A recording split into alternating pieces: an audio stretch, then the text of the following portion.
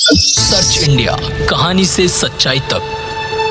देखिए, मैं सबसे पहले तो श्री पुष्कर सिंह धामी जी को इस बात का अभिनंदन करता हूं कि उन्होंने सामान्य नागरिक संहिता को लेकर के उत्तराखंड में सबसे पहले पहल की और वह बहुत तेजी से उसे अंजाम तक पहुंचाने का प्रयास कर रहे हैं। माननीय प्रधानमंत्री श्री नरेंद्र मोदी जी भारत के प्रधानमंत्री ही नहीं, देश के अभिभावक की तरह देश का हित और देश के लोगों का हित उनकी सर्वोच्च प्राथमिकता रहती है। और उसमें उन्होंने यह विषय जब मध्य प्रदेश की धरती से उल्लिखित किया तो भाजपा की दृष्टि से अगर मैं कहूं तो 3 हमारे वैचारिक मुद्दे थे। जम्मू कश्मीर से धारा 370 हटाना, अयोध्या में रामलला की जन्मभूमि पर भव्य मंदिर बनाना और सामान्य नागरिक कानून, एक देश में एक कानून बनाना। और उस दिशा में जो पहल शुरू हुई है, मैं पहले तो इसका स्वागत करता हूं। और इस देश की ज़रूरत है कि सबके लिए एक कानून होना चाहिए, किसी के लिए अलग, किसी के लिए अलग, किसी के लिए अलग। यह व्यवस्थाएं समाप्त होनी चाहिए और इस दिशा में जिनको काम करना है वह काम कर भी रहे हैं। जो लॉ कमीशन है उस पर लोगों के सुझाव भी ले रहे हैं और उस सुझाव के बाद जो निष्कर्ष निकलेगा और हम लोग अच्छे से अच्छे परिणाम की उम्मीद रखते हैं।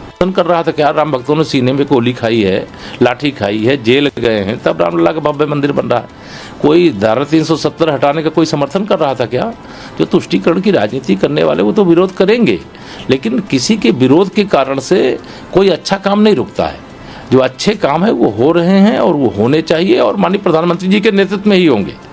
और देश का भरोसा है और देश का बहुसंख्य नहीं, मतलब शायद मैं समझता हूँ कि विरोध में 10% होंगे, समर्थन में 90% लोग होंगे। सर, बीते दिनों विपक्षी बैठक हुई थी पटना में, अब फिर से ये लोग मिलने जा रहे हैं। क्या लगता है इस बार जो कह रहे हैं कि संगठन में और लोग जुड़, और वो गठबंधन जो उसमें और लोग जुड़ जाएंगे, अखिलेश यादव को यहाँ लोग प्रधानमंत्री पोर्ट्रे करते हैं पार्टी कार्यालय के बाहर उनको? देखिए, भ्रष्टाचार करने वाले जो दल हैं, जिनके ऊपर कई लाख करोड़ के घोटालों के आरोप हैं, जो दल परिवारवादी राजनीति से ऊपर नहीं है, जिनके परिवार किसी का बेटा, किसी की बेटी, किसी के चाचा, किसी के भतीजा, जो राजनीति की सीमा रेखा इस लेवल तक ही है, वह सारे दल एकत्र हो सकते हैं।